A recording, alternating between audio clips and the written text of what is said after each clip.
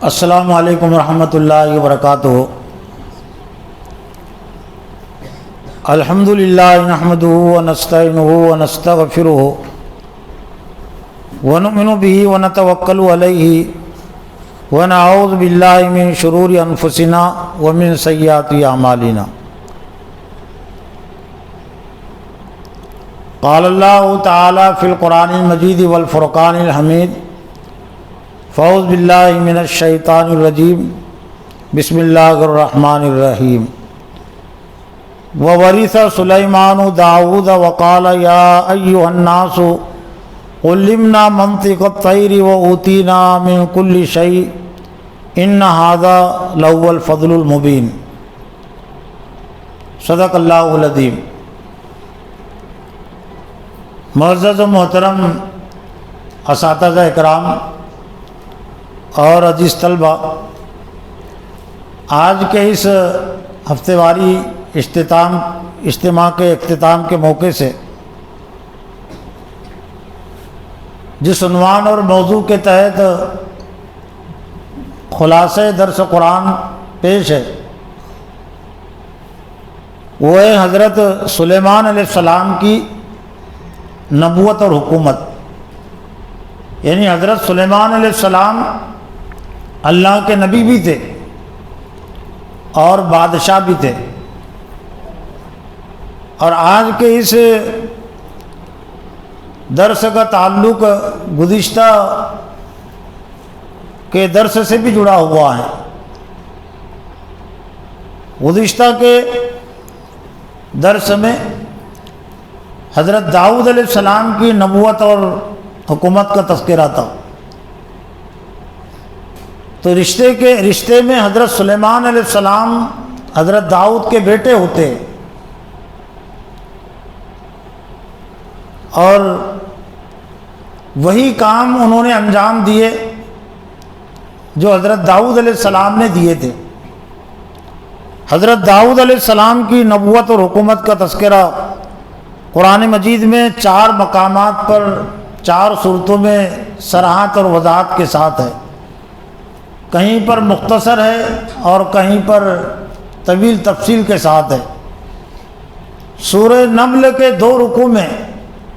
حضرت سلیمان علیہ السلام کی نبوت اور حکومت کا تذکرہ ہے۔ سورہ سبا میں بھی حضرت سلیمان علیہ السلام کی نبوت اور حکومت کا تذکرہ ہے، اور سورہ سبا میں بھی حضرت سلیمان علیہ السلام کی نبوت اور حکومت کا تذکرہ ہے، اور سورہ انبیاء میں بھی مختصر انداز میں حضرت سلیمان علیہ السلام کی نبوت اور حکومت کا تذکرہ ہے۔ تب یہ ایک طرح سے 4 مقامات پر 4 صورتوں میں حضرت سلیمان علیہ السلام کا جو تذکرہ ہے ایک خلاصہ درس میں آپ کے سامنے پیش کرنا ہے۔ اگرچہ یہ کام ذرا مشکل بھی ہوتا ہے، مختصر بات کو طویل کرنا آسان ہوتا ہے، اور کم از کم میرے لیے تو آسان ہے، لیکن طویل بات کو، زیادہ بات کو کم وقت میں پیش کرنا بہت مشکل کام ہوتا ہے، اور میرے لیے تو اور زیادہ مشکل ہے۔ لیکن کوشش رہیں گی کہ کچھ اہم باتیں خود میری اپنی تذکیر اور آپ کی تذکیر توجہ کے لیے حضرت سلیمان علیہ السلام کی نبوت اور ان کی حکومت کے حوالے سے پیش ہے۔ شروع میں نے جو آیت پڑھی تھی وہ سورہ نمل کے 2 رکوع کی آیت ہے، اور ایک طرح سے یہ سورہ نمل کے جو 2 رکوع ہے، رکوع نمبر 2 اور رکوع نمبر 3، ایک طرح سے پورے طور سے مکمل طور سے حضرت سلیمان علیہ السلام کے تذکرے پر مشتمل ہے۔ وہ ورث سلیمان داؤد،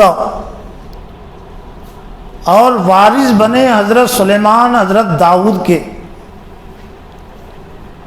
اس سے بات واضح ہوتی ہے کہ باپ کی جو وراثت ہوتی ہے، باپ کی جو میراث ہوتی ہے، بیٹے سب سے زیادہ اس کے مستحق ہوتے ہیں۔ اس بنیاد پر کسی کو محروم نہیں کیا جا سکتا کسی عہدے سے، کسی مقام سے، کسی ذمہ داری سے کہ یہ اس کا بیٹا ہے۔ دین کے کاموں کے سلسلے میں، اچھے کاموں کے سلسلے میں اگر بیٹے کے اندر وہ صلاحیت اور قابلیت ہے تو جس طرح سے وہ مال کا وارث ہوتا ہے، مال کا وارث تو نافرمان بھی ہوتا ہے اور فرما بردار بھی ہوتا ہے، لیکن نیکی کے کاموں کا جو وارث ہے وہ صرف وہ فرما بردار ہی ہو سکتا ہے۔ نافرمان بیٹا چاہے نبی کا کیوں نہ ہو، وہ اس کا وارث نہیں بن سکتا نبوت کے کاموں کو انجام دینے کا،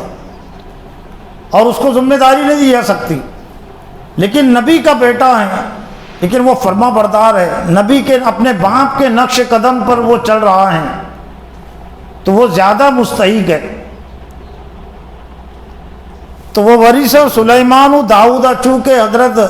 سلیمان علیہ السلام حضرت داؤد علیہ السلام کے بیٹے تھے، اور اللہ تعالیٰ نے دونوں پر فضل عطا کیا تھا، جو دوسرے مقام پر اس کا تذکرہ ہے۔ اور ایک مقام پر تو حضرت سلیمان علیہ السلام کا جو تذکرہ ہے، اس تذکرے میں فہم اور فراست میں حضرت سلیمان علیہ السلام ذرا داؤد علیہ السلام سے بڑے ہوئے ہیں، جیسا کہ ایک مقدمے کا تذکرہ سورہ انبیاء میں اللہ تعالیٰ نے کیا ہے۔ سورہ انبیاء کی جو آیت ہے، آیت نمبر 79، وہ یہ کہ 78 اور 79، وہ داؤد و سلیمان اذ یحکمان فی الحرث اذ نفشت فیہ غنم القوم وکننا لحکمہم شاہدین ففہمناہا سلیمان وکلا آتینا حکما وعلما وسخرنا مع داؤد الجبال یسبحن والطیر وکننا فاعلین۔ اور اس کتاب میں حضرت داؤد علیہ السلام اور سلیمان علیہ السلام کو یاد کرو جبکہ وہ اذ یحکمان فی الحرث، ایک کھیتی کے معاملے میں، مقدمے میں وہ فیصلہ کر رہے تھے، تو ہم نے زیادہ صحیح فیصلہ ففہمناہا سلیمان، ہم نے سلیمان علیہ السلام کو سمجھایا۔ مسئلہ جو پیش ہوا تھا، قضیہ جو پیش ہوا تھا، جیسا کہ مفسرین اکرام نے اس آیت کی تفسیر میں لکھا کہ ایک شخص کی بکریاں دوسرے شخص کے کھیت میں گھس گئی اور سب کھیت کو انہوں نے کھا لیا۔ ظاہر بات ہے اس میں بکریوں کا کیا قصور ہے، بکریوں والوں کا قصور ہو سکتا ہے، مالک کا۔ بکریوں کا تو کام ہی ہے اپنی غذا تلاش کرنا، تو مالک کی طرف سے کوتاہی ہوئی ہوگی، چرانے والے کی طرف سے کوتاہی ہوئی ہوگی، تو وہ کھیت میں داخل ہوئی، اور پورا زیادہ بکریاں ہوں گی تو پورا کا پورا کھیت بکریوں نے چر لیا، یعنی صاف کر دیا۔ تب ظاہر بات ہے یہ اس میں اختلاف ہونا، جھگڑا ہونا فطری چیز ہے، کھیت والے کا اس میں نقصان ہو گیا۔ اتنی محنت اور مشقت سے اس نے اس میں بیج بوئے تھے، فصل بوئی تھی، لیکن وہ بکریوں نے کھا لیا۔ تب یہ مسئلہ وہ حضرت داؤد علیہ السلام کے پاس پہنچا، اور ایسا لگتا ہے کہ اس وقت باضابطہ حضرت داؤد علیہ السلام نبی بھی تھے اور بادشاہ بھی تھے، حکمراں بھی تھے، اور سلیمان علیہ السلام ابھی ان سے چھوٹے تھے، گویا کہ تابع تھے، لیکن بہرحال یہ کہ حضرت داؤد علیہ السلام کے کاموں میں وہ ہاتھ بٹاتے تھے، ان کے معین و مددگار بنتے تھے۔ اور ہوتا بھی ایسا ہی ہے کہ ایک بیٹا باپ سے بہت ساری چیزیں سیکھتا بھی ہے، اور سیکھنے کے ساتھ ساتھ باپ کے کام کا ہاتھ بھی بٹاتا ہے، ساتھ دیتا ہے۔ تو جب یہ معاملہ حضرت داؤد علیہ السلام کے پاس پہنچا تو داؤد علیہ السلام نے اس میں جو فیصلہ سنایا وہ یہ کہ جو بکریاں ہیں تو بکریاں کھیت والا لے لے۔ تو گویا کہ یہ اس میں تھوڑا بکریوں والے کا نقصان تھا کہ دونوں کی جو قیمت، جتنا بکریوں نے کھایا تھا فصل، تو ایسا لگتا ہے کہ اتنی قیمت کی بکریاں تھی وہ. تو بظاہر تو حضرت داؤد علیہ السلام کا فیصلہ بھی غلط نہیں تھا کہ جتنا نقصان ان بکریوں کے ذریعے سے ہوا تو اتنی ہی بکریوں کی قیمت بھی ہوتی تھی. تو حضرت داؤد علیہ السلام نے فیصلہ سنا دیا کہ وہ جو بکریاں ہیں وہ کھیت والے کو دے دی جائے. لیکن حضرت سلیمان علیہ السلام تھے، سلیمان علیہ السلام نے اس سلسلے میں کہا کہ ذرا فیصلہ اس سے بہتر ہو سکتا ہے، اور بہتر یہ ہو سکتا ہے کہ بکریاں اس وقت تک کھیت والے کے پاس دی جائے جب تک کہ، اور کھیت کو بکریوں والے کے پاس دے دیا جائے. جیسی فصل تھی اس ویسی وہ وہاں محنت کرے، مشقت کرے کھیت میں. عام طور سے بکریاں اکھڑتی نہیں نا، اوپر سے کھاتی ہے. پھر ایسی شاید فصل ہوگی کہ اس کو اور دوبارہ تنے اگر موجود ہے تو کاشتکاری سے میرا تعلق ہے، یہاں جن بچوں کا تعلق کاشتکاری سے ہوا تو وہ سمجھیں گے. جیسا چنا ہے تو چنے کو اگر بکریاں کھا لیں، جیسا چنے کی بھاجی وغیرہ توڑی جاتی ہے لیکن چنا اور اس کو آتی ہے فصل. اسی طرح سے اور بھی جو فصلیں ہوتی ہے کئی کہ اگر اس کو اوپر سے توڑ بھی دیے جائے تو وہ بڑھتی ہے. تو ایسی گویا کہ فصل ہوگی. تو حضرت سلیمان علیہ السلام نے اس سلسلے میں جو فیصلہ سنایا اور اپنے باپ کے سامنے انہوں نے رائے دی، اور اللہ تعالیٰ نے ایک طرح سے حضرت سلیمان علیہ السلام کی رائے کی اور فیصلے کی تائید کی کہ بکریاں اس وقت تک کھیت والے کو دی جائے جب تک کہ کھیتی پہلی حالت میں نہیں آ جاتی. تب تک وہ بکریوں کو سنبھالے بھی اور بکریوں سے فائدہ بھی اٹھائے. بکریاں دودھ بھی دیتی ہے اور بکریوں والوں کی کھیت کی محنت مشقت نگرانی بکری والے کے دے دی جائے. اور جب پہلی حالت میں کھیتی آ جائے تو کھیتی والے کو دے دی جائے اور بکریاں والوں کو دے دی جاتی ہے. یہ فیصلہ زیادہ بہتر تھا، اس میں کسی کا نقصان نہیں تھا، دونوں کا ہی فائدہ تھا ایک طرح سے. تو اللہ نے اسی فیصلے کی طرف اشارہ کیا کہ جب وہ ایک کھیتی کے سلسلے میں فیصلہ کر رہے تھے تو ہم ان کے فیصلے پر گواہ تھے. ففہمنا سلیمان، اور ہم نے سمجھایا سلیمان علیہ السلام کو. گویا کہ یہ صلاحیت اور قابلیت حضرت سلیمان علیہ السلام کو اللہ تعالیٰ نے عطا کی. وَكُلًّا آتَيْنَا حُکْمًا وَعِلْمًا، اور ہر ایک کو ہم نے عطا کیا تھا حکم بھی، فہم اور بصیرت بھی اور علم بھی. تو اب اس لحاظ سے حضرت سلیمان علیہ السلام گویا کہ اپنے باپ کے صحیح وارث بن سکتے تھے. تو حضرت داؤد کی وفات کے بعد، ان کے دنیا سے جانے کے بعد، اللہ تعالیٰ نے حضرت سلیمان علیہ السلام کو باضابطہ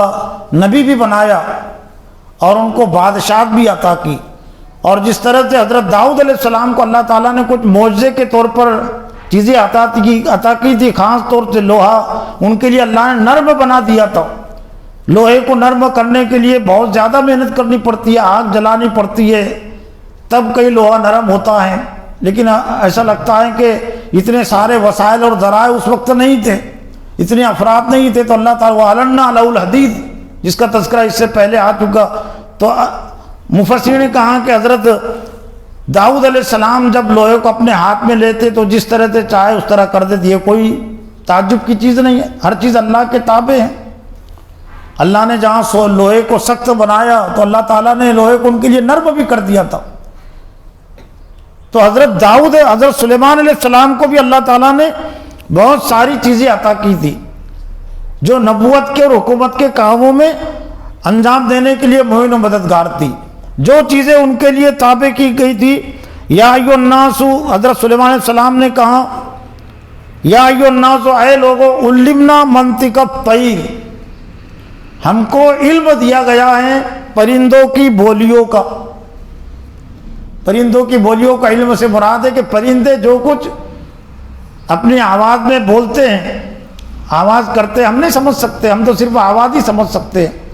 پرندے کیا، انسان تو اپنے جیسے انسان کی بولی بھی نہیں سمجھ سکتا نا. جیسا کسی کو مراٹھی نہیں آتی تو مراٹھی بولنے والے کی آواز ہی وہ سن سکتا ہے، صرف بات کیا کر رہا ہے نہیں سمجھ سکتا. انگریزی بولنے والا کیا بول رہا ہے انگریزی زبان میں تو ہم صرف آواز سن سکتے، بات نہیں سمجھ سکتے نا. تو ایسے ہی پرندے آپس میں بات چیت کرتے ہیں ایک دوسرے سے. تو حضرت سلیمان علیہ السلام کو اللہ تعالیٰ نے پرندوں کی بولیوں کا علم دیا تھا. اور کیوں دیا تھا؟ کوئی تفریح کے طور پر، کھیل کے طور پر نہیں، نبوت کے کاموں کو انجام دینے کے لیے. اور ایک تذکرہ ہے پھر ایک حدود نام کے پرندے کا اسی سورہ نمل کے رکوع میں کہ اس نے کام انجام دیا کہ وہ سبا ایک علاقے کا، ایک ملک کا نام ہے، اور ملک سبا یعنی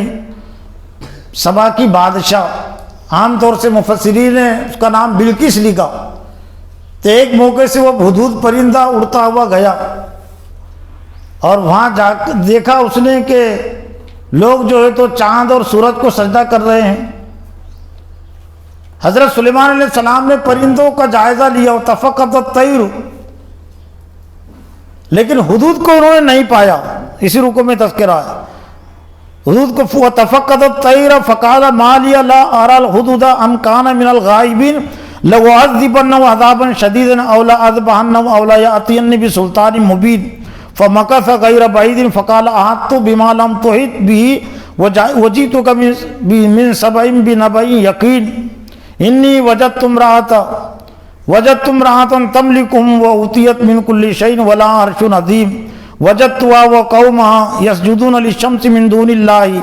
وزين لهم الشيطان أعمالهم فصدهم عن السبيل فهم لا يهتدون. وہاں جانے کے بعد اس نے دیکھا کہ لوگ اللہ کو چھوڑ کر چاند اور سورج کو سجدہ کر رہے ہیں اور ایک عورت ان پر حکومت کر رہی ہے. تو ادھر تو حضرت سلیمان علیہ السلام نے جائزہ لیا، اس کی ایک طرح سے فوج کا حصہ تھے یہ پرندے. پرندوں سے بھی آپ کام لیتے تھے، خبر رسانی کا یا اور بھی یہ چیزوں کا کہ کہاں پر کیا ہو رہا ہے، کون کیا کہہ رہا ہے. اور دوسرے جن بھی ان کے تابع تھے جو بڑی بڑی دیگیں بھی بناتے تھے اور سمندر سے ہیرے جواہرات ان کے لیے نکالتے تھے، عالی شان مکانات بھی بناتے تھے، جنہوں کو اللہ تعالیٰ نے مادی لحاظ سے طاقت اور قوت بھی عطا کی ہے لیکن ہمیں نظر نہیں آتے. لیکن حضرت سلیمان علیہ السلام کو اللہ تعالیٰ ان کو تابع بنا دیا تھا، وہ سرکشی نہیں کر سکتے تھے. اور کچھ جو سرکشی کرتے تھے تو حضرت سلیمان علیہ السلام ان کو قرآن مقرنہ بالاسباب کچھ جکڑ دیتے تھے، ان کو قید میں ڈال دیتے تھے. جس طرح سے انسانوں میں سے کوئی اگر حکومت کی خلاف ورزی کرے، حکومت کے قانون کو توڑے، جیلوں میں ڈال دیتی ہے نا حکومت، ہتھکڑیاں لگاتی ہے، ان کو جیلوں میں ڈال دیا جاتا ہے. تو ایسے ہی حضرت سلیمان علیہ السلام کے ساتھ جو نافرمانی سرکشی کرتے تھے جو جن، تو اللہ تعالیٰ نے حضرت سلیمان علیہ السلام کو طاقت اور قوت بھی عطا کی تھی کہ وہ جکڑ دیتے تھے، ان کو بیڑیوں میں جکڑ دیتے تھے اور پھر ان سے مختلف کام بھی حضرت سلیمان علیہ السلام لیتے تھے. وہ نافرمانی وہ نہیں کر سکتے تھے. تو حضرت سلیمان علیہ السلام کو اللہ تعالیٰ نے جو معجزات عطا کیے تھے، جو طاقت اور قوت عطا کی تھی، ایک تو وہ حشر علی سلیمان و جنود من الجن والانس والطیر فهم یوزعون. اور حضرت سلیمان علیہ السلام کے اللہ فرمایا کہ ہم نے ان کے لیے جمع کر دیے تھے جنود، ان کے لشکر، جندن کی جمع جنود، ایک لشکر نہیں،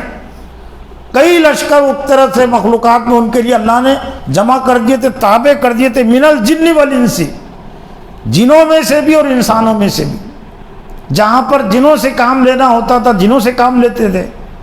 جہاں پر انسانوں سے کام لینا پڑتا تھا تو انسانوں سے لیتے تھے، اور جہاں پر پرندوں سے کام لینا ہوتا تھا تو پرندوں سے لیتے تھے. بڑی نعمت تھی نا یہ اللہ کی. لیکن ایسی سلطنت اور حکومت اللہ تعالیٰ نے کسی نبی کو نہیں عطا کی. قرآن مجید میں ہے کہ وَهَبْ لِي مُلْكًا لَا يَنبَغِي لِأَحَدٍ مِّن بَعْدِي. حضرت سلیمان علیہ السلام نے ایک موقع سے اللہ سے دعا کی کہ اللہ تعالیٰ تو مجھے ایسی حکومت عطا کر کہ میرے بعد کسی اور کو ایسی حکومت نہ ملے. اور ایسا لگتا ہے کہ اس کے بعد ایسی سلطنت اور حکومت اللہ تعالیٰ نے نہیں عطا کی ہے. حضرت محمد صلی اللہ علیہ وسلم کو یقیناً اللہ نے نبوت بھی عطا کی تھی، حکومت بھی عطا کی تھی، لیکن ایسی اور چیزیں جیسا حضرت سلیمان علیہ السلام کے تابع کی گئی تھی، پرندے بھی اور سرکس جن بھی انسان بھی جو اور بھی ان کے لیے کام کرتے تھے چیزیں بناتے تھے، ایسا حضرت محمد صلی اللہ علیہ وسلم کے لیے نہیں تھا۔ جو اہل ایمان تھے، اہل ایمان ہی کام انجام دیتے تھے، جنہوں سے آپ نے کام نہیں لیا۔ ہاں ایمان لائے آپ پر، آپ کی دعوت کو انہوں نے قبول کر کے دوسروں کو بھی دوسرے جنوں کو دعوت دی، لیکن ایسے کہ دیگے بنانا جیسے بناتے تھے، سمندر سے ہیرے جواہرات نکالنا، ایسے کام یہ حضرت محمد صلی اللہ علیہ وسلم کے ساتھ اور کرنے والے نہیں تھے۔ ایک وَالطَّيْرِ فَهُمْ يُوزَعُونَ، سب کے سب ان کے لیے اللہ تعالیٰ نے تابع کر دیے تھے۔ پھر ایک جگہ کا تذکرہ ہے، دیکھیے منطق الطیر علمنا منطق الطیر، عام طور سے چونٹیاں پرندوں میں شمار نہیں ہوتی، لیکن ایسا لگتا ہے کہ چونٹیوں کی بولی بھی حضرت سلیمان علیہ السلام کو اللہ تعالیٰ نے عطا کی تھی، اور اسی لیے بعد مفسرین نے کہا کہ یہ چونٹیاں بھی پرندوں کی ایک طرح سے شکل ہے، وہ آتی ہے اس میں، اور ان کی تحقیق بھی غلط نہیں ہے۔ چونٹیوں کو بھی پر لگتے ہیں، دیکھیں کہ نہیں آپ نے، چونٹیوں کو بھی پر ہو سکتا ہے کبھی کبھار ہو، لیکن پر لگتے ہیں، ان کو اڑتی ہے وہ، خاص طور سے جب بارش کا موسم آتا ہے۔ دیکھیں کہ نہیں آپ نے چونٹیاں، یہ پرندوں کے قریب بعد میں پر لگتے ہیں، لیکن بعد میں ان کی موت ہو جاتی ہے۔ لیٹ کے قریب ہے، جب بارش ہوتی ہے چونٹیاں ہی ہوتی ہے نا، اڑتی ہے اوپر لیکن گر جاتی ہے، اور بہت سارے جو دوسرے پتنگے ان کو کھاتے ہیں۔ تو ایک سفر کا اللہ تعالیٰ نے حضرت یہاں پر یہ سورہ نمل کے دوسرے رکوع میں اللہ تعالیٰ نے حضرت سلیمان علیہ السلام کی ایک سفر کا تذکرہ کیا، حتیٰ اذا اتوا علی وادی النمل قالت نملۃ یا ایھا النمل ادخلوا مساکنکم لا یأتمنکم سلیمان وجنودہ وهم لا یشعرون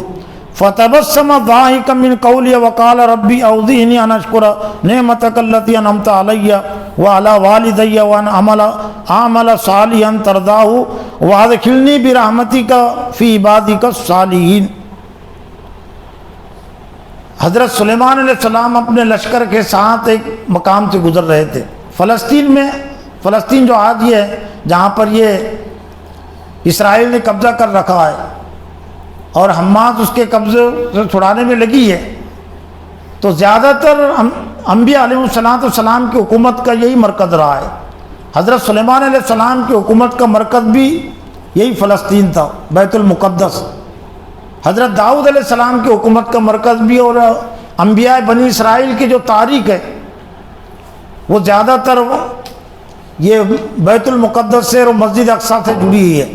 اگرچہ بنی اسرائیل کے بہت کم دور میں مطیع اور فرما برداری، اطاعت اور فرما برداری کا راستہ انہوں نے اختیار کیا۔ یہ جس دور کی بات ہے گویا کہ یہ 100 سالہ جو دور ہے، حضرت طالوت اور حضرت داؤد علیہ السلام اور حضرت سلیمان علیہ السلام کی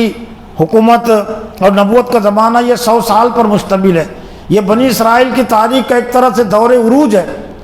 ترقی کا اور بلندی کا دور ہے، ایک طرح سے اسلامی حکومت کا دور ہے۔ لیکن حضرت سلیمان علیہ السلام کی وفات کے بعد پھر بنی اسرائیل میں نافرمانی عام ہو گئی، تو پھر اللہ تعالیٰ نے پھر دوسرے ظالم اور جابروں کو ان پر مسلط کر دیا۔ تو حضرت سلیمان علیہ السلام کو ایک خصوصیت تو اللہ تعالیٰ نے یہ عطا کی تھی کہ ہوا کو ان کے تابع کر دیا تھا، اور ان کا جو تخت ہوتا جس تخت پر وہ ہوتے تھے، اور بھی صرف تختر ان کا وہ صرف ذاتی طور سے اس پہ نہیں ہوتے تھے، حکومت کا پورا عملہ، حکومت کو ایک شخص نہیں چلا سکتا ہے، حکومت انجام دینے کے لیے وزیر بھی ہوتے ہیں، اور بھی انتظام ہوتے ہیں، افراد ہوتے ہیں، ملازمین ہوتے ہیں، تو گویا کہ بہت بڑا تخت تھا۔ تو حضرت یہ سب آمد و رفت کے جو وسائل تھے اس دور میں، وہ صرف تیز رفتار جو سواری تھی وہ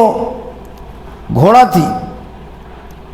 لیکن حضرت سلیمان علیہ السلام کو اللہ تعالیٰ نے جو چیزیں عطا کی تھی ان میں سے ایک اہم چیز یہ تھی کہ ہوا کو اللہ نے حضرت سلیمان علیہ السلام کے تابع کر دیا تھا کہ وہ تخت پر سوار ہوتے، وہ بھی اور پوری حکومت کا عملہ، اور جہاں وہ چاہتے وہ منٹوں میں کم وقت میں وہاں چلے جاتے۔ ہوائی جہاز کی مثال سے سمجھ سکتے نا، ہوائی سواری تھی ایک طرح سے، یہ ہوائی جہاز بھی جو اڑتے ہیں یہ ہوا کے دوش پر ہی اڑتے ہیں، لیکن اس کے لیے تو انسانوں کو، سائنسدانوں کو بہت ساری چیزیں اختیار کرنی پڑی، تدبیریں کرنی پڑی کہ بڑے بڑے اس کو پنکھ ہوتے ہیں اور پھر انجن ہوتا ہے، رفتار سے اس کو چلا جاتا ہے، پھر وہ جب رفتار زیادہ بڑھتی ہے تو پھر وہ ہوا میں اڑتا ہے۔ لیکن یہ وسائل اور ذرائع کے بغیر حضرت سلیمان علیہ السلام کا جو تخت تھا وہ آج کے دور کے ہوائی جہازوں سے زیادہ بہتر اڑتا تھا۔ آج کے دور کے ہوائی جہاز یہ تو حادثات کا بھی شکار ہو جاتے ہیں، لوگ اس میں بیٹھ کر مر بھی جاتے ہیں، ایکسیڈنٹ ہوتے ہیں۔ قرآن مجید میں ہے کہ ہم نے ہوا کو ان کے لیے نرم بنا دیا تھا۔ ظاہر بات ہے کہ جب وہ تخت وہ ہوا میں اڑتا تھا تو ہوا تو تیز چلتی ہوں گی، لیکن اللہ نے اس کو نرم بنا دیا تھا۔ ہوا جب تیز ہو جاتی ہے تو طوفان آتا ہے، اور طوفان آنے سے بہت سارے انسانوں کی موت ہو جاتی ہے، لیکن حضرت سلیمان علیہ السلام کے لیے اللہ تعالیٰ نے ہوا کو معتدل بنا دیا تھا کہ ایک طرف تو ہوا اڑا بھی ان کے تخت کو اڑاتی تھی، لیکن کسی کو کوئی دقت اور دشواری پیش نہیں آتی تھی۔ قرآن مجید میں مثال دی گئی کہ صبح کے وقت کا وہ ان کے اتنا سفر طے کرتے تھے جتنا ایک مہینے میں عام طور سے وہ سفر ہوتے تھے، سواریوں پر، اونٹوں پر، گھوڑوں پر، ایک مہینے میں جتنے دور جا سکتے تھے تو صبح کے وقت میں اتنے چلے جاتے، شام کے وقت میں اتنا سفر وہ کر لیتے تھے۔ تو یہ بھی حضرت سلیمان علیہ السلام کی طرف سے نعمتوں میں سے ایک نعمت تھی۔ تو یہاں پر اللہ نے ایک وادی کا تذکرہ کیا ہے، اس سے ایک حضرت سلیمان علیہ السلام کی حکومت کی اہمیت کا بھی، اور اس دور میں جو اثرات تھے مخلوقات پر بھی حضرت سلیمان علیہ السلام کی حکومت اور نبوت کے اس کے تذکرہ بھی ہیں کہ جب ایک وادی سے گزرنے گویا کہ یہ وہ سفر تھا کہ آپ زمینی سفر کر رہے تھے، یہ بھی تھے کہ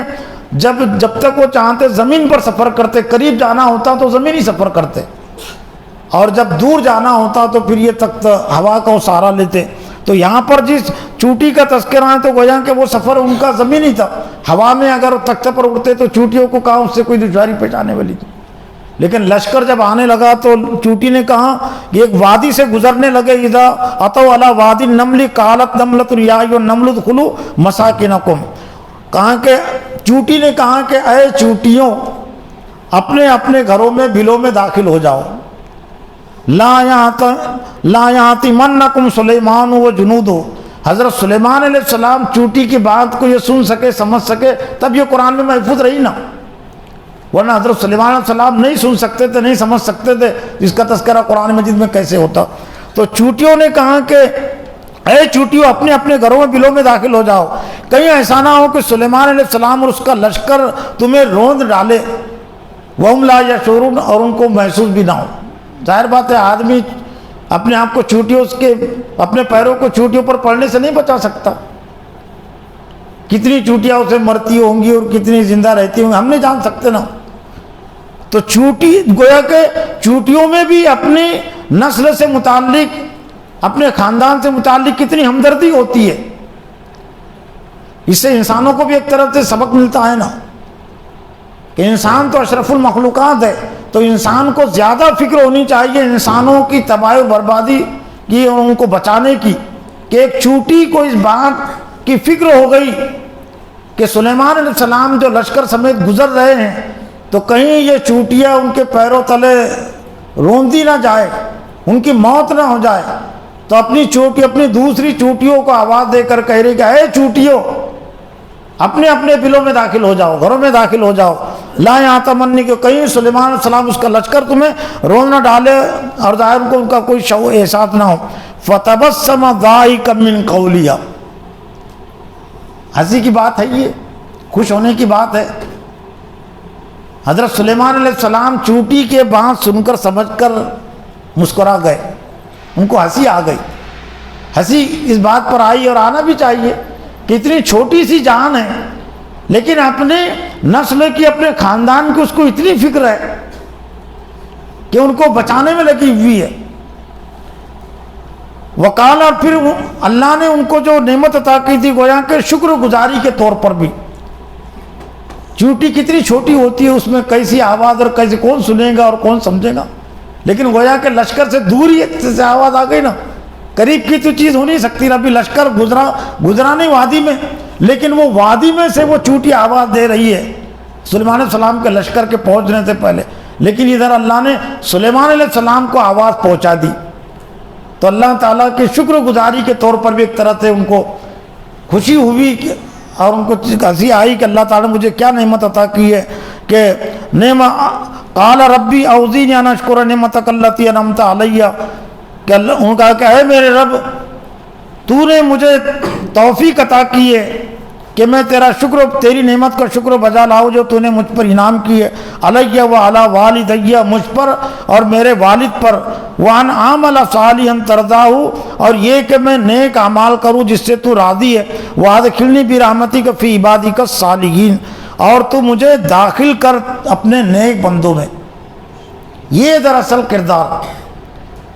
یعنی دنیا کی جو نبوت اور حکومت ان کو اللہ نے عطا کی تھی, اس پر وہ خوش نہیں, مطمئن نہیں ہے. جنت کی طلب اور جستجو کہ اللہ تعالیٰ تو مجھے اپنے نیک بندوں میں داخل کر دے.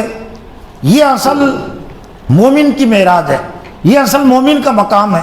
ورنہ دنیا کی پوری دولت اور حکومت بھی اس کو مل جائے لیکن آخرت کی کامیابی نہ ملے تو اس سے زیادہ اور خسارے کی بات نہیں ہو سکتی. تو حضرت سلیمان علیہ السلام کو یہ چیزیں سب عطا ہونے کے باوجود ان کی جو اصل نظر تھی وہ جنت پر تھی کہ جنت مجھے مل جائے.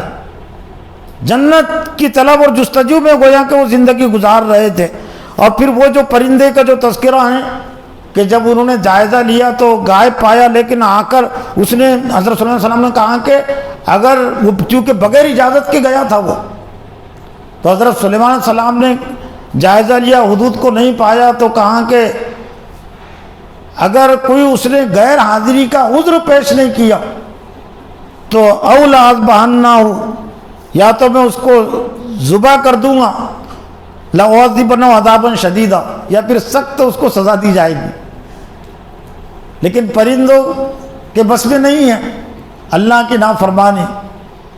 اور سلیمان نبی کی نافرمانی. وہ بھی مطیع اور فرما بردار مخلوق ہے, لیکن تھوڑی دیر گزری تھی کہ وہ پرندہ آ گیا حدود نام کا, اور اس نے آ کر جو وہاں کی رپورٹ پیش کی کہ سبا وہ گیا, ملک سبا, جہاں پر ایک ابھی تک وہ شرک میں مبتلا تھی, ملک سبا ان پر حکومت کر رہی تھی, اور لوگ چاند اور سورج کی پوجا کر رہے تھے, اس کو سجدہ کر رہے تھے, اور اس کا بھی ایک بڑا تخت تھا ملک سبا کا بھی. تو حضرت پرندے نے آ کر خبر دی, گویا کہ اس کے ذمے یہ کام تھا, پرندوں کے ذمے یہ کام تھا کہ وہ دور علاقوں کی خبر لائے کہاں پر شرک ہو رہا ہے, کہاں پر لوگ نافرمانیاں کر رہے ہیں, اور سلیمان علیہ السلام کو آ کر وہ پھر رپورٹ دے. یعنی گویا کہ یہ جو اخبار رسانی کا جو کام ہے, میڈیا کا کام, اس طرح کے وسائل ذرائع نہیں تھے نا, تو ایک تو میڈیا اللہ تعالیٰ سے براہ راست آپ کا تعلق تھا وہی کے ذریعے سے, لیکن کائنات کے ذریعے سے دنیا کی چیزوں کے پرندوں سے ایک طرح سے وہ کام آپ لیتے تھے, وہ کام پرندے انجام دیتے تھے کہ اڑ کر جاتے تھے اور آ کر وہ خبر پیش کرتے. تو آ کر اس نے حدود نے کہا کہ میں ایسی قوم کے پاس گیا اور ایسی یقینی خبر میں آپ کے پاس لایا ہوں کہ آپ کو اس کی خبر نہیں. یہ اور بات اس میں ایک اہم بات, اتنا سب کچھ ہونے کے باوجود حضرت سلیمان علیہ السلام عالم الغیب نہیں تھے. علم غیب کی صفت اور صلاحیت اللہ تعالیٰ کو نہیں عطا کی تھی, غیب کا علم صرف اللہ تعالیٰ ہی کو ہے. پھر اس نے انی وجہ تم راتن کہ میں نے ایک عورت کو دیکھا کہ ان پر حکومت کر رہی ہے, اور میں نے اور اس کو اوتیت من کل شیء, ہر چیز اسے عطا ہوئی ہے, یعنی دنیا کے جو وسائل ذرائع ہیں سب اس کو حاصل ہے. ولا عرش عظیم, اور اس کا ایک بڑا تخت ہے. اور میں نے اس کو اور اس کی قوم کو دیکھا, یسجدون للشمس من دون اللہ وزین لهم الشیطان اعمالهم, وہ سورج کو سجدہ کر رہے اللہ کے علاوہ, اور شیطان نے ان کے لیے اعمال کو مزین کر دیا, نافرمانی کو سجا کر پیش کر دیا. فصدوا عن السبیل فهم لا یهتدون, اور وہ سیدھے راستے سے شیطان کو ہٹا دیا, بہکا دیا, اور فهم لا یهتدون, اور وہ ہدایت یافتہ نہیں ہے. کیوں نہیں وہ اللہ کے لیے سجدہ کرتے ہیں؟ الذی یخرج الخبأ فی السماوات والارض, کہ جو آسمانوں اور زمین کی پوشیدہ چیزوں کو جاننے والا ہے. وَيَعْلَمُ مَا تُخْفُونَ وَمَا تُعْلِنُونَ, اور جو کچھ وہ چھپاتے ہیں جو کچھ وہ ظاہر کرتے ہیں اللہ تعالیٰ اس کو بھی جانتا ہے۔ پھر حضرت سلیمان علیہ السلام نے اس پر جو کارروائی کی، قال سننظر اصدقت ام کنت من الکاذبین اذهب بکتابی ھذا فالق الیہم ثم تول عنہم فانظر ماذا یرجعون، کہ حضرت سلیمان علیہ السلام نے کہا کہ ہم دیکھیں گے ان قریب کہ تو نے سچ کہا یا تو جھوٹ بولنے والوں میں سے۔ ایک طرح سے حکومت کا طرز کیا ہوتا ہے یہ بھی حضرت سلیمان علیہ السلام کی حکومت اور نبوت سے ہم سمجھ سکتے ہیں۔ پر یہاں جھوٹ بولنے کا کم سے کم امکان تھا، لیکن اس کے باوجود آئندہ آنے والوں کو اس میں نصیحت ہے کہ کوئی اگر خبر دے دے تو اس کی تحقیق بھی ضروری ہے کہ وہ خبر اس نے جو دیا وہ صحیح ہے یا نہیں، اس لیے کہ بہت ساری جو خبریں ہوتی ہیں وہ جھوٹی بھی ہوتی ہے۔ یہاں کم امکان تھا غلط خبر، جھوٹی خبر ہونے کا، لیکن اس کے باوجود حضرت سلیمان علیہ السلام نے کہا کہ سننظر، ہم دیکھیں گے کہ صدقت ام کنت من الکاذبین، کہ تو نے سچ کہا یا تو جھوٹ بولنے والوں میں سے۔ اذهب بکتابی، لے جا میری اس کتاب خط کو، ھذا فالق الیہم، اور اس کی طرف اس خط کو ڈال دے، ثم تول عنہم فانظر ماذا یرجعون، اور پھر تو وہاں سے تھوڑے ہٹ جا، بازو ہٹ جا، اور پھر دیکھ کہ وہ اس خط پر کیا تبصرہ کرتے، کیا تاثر لیتے ہیں۔ قالت یا ایھا الملأ انی القی الی کتاب کریم انہ من سلیمان و انہ بسم اللہ الرحمن الرحیم اللہ تعالی علی واتونی مسلمین۔ سلیمان علیہ السلام نے جو اس میں خط لکھا تھا ملکہ سبا کو، وہ خط حدود کے ذریعے سے حضرت سلیمان علیہ السلام نے وہاں پہنچا دیا اور کہا کہ اس کے تخت پر وہ خط کو ڈال دینا۔ اور ایسا لگتا ہے کہ یہ رواج تھا اور بھی حکمرانوں کا اس طرح سے خطوط کو پہنچانے کا۔ اس خط میں حضرت سلیمان علیہ السلام نے جو بات لکھی تھی، انہ من سلیمان، یہ سلیمان علیہ السلام کی طرف سے، اور یہ کہ اللہ کے نام سے جو بڑا مہربان نہایت رحم کرنے والا ہے، اللہ تعالی علیہ واتونی مسلمین، میرے ساتھ سرکشی مت کرو، یعنی میرے حکم کے سلسلے میں سرکشی نافرمانی مت کرو، اور فرما بردار بن کر حاضر ہو جاؤ، فرما بردار مسلمان بن کر حاضر ہو جاؤ، یا تو ایمان قبول کر کے یا اسلام کی حکومت اور بالادستی کو قبول کر کے میرے پاس حاضر ہو جاؤ۔ پھر جب وہ خط پہنچا تو ملکہ سبا نے اپنے وزیروں کو جمع کیا، اور پھر جو بات اس میں طے ہوئی کہ بھائی سلیمان علیہ السلام سے مقابلہ تو ان کے اندر نہیں تھی اس کی طاقت اور قوت، گویا کہ انہوں نے بھی اطاعت اور فرما برداری کے ایک طرح سے ارادہ کر لیا، عہد کر لیا، اور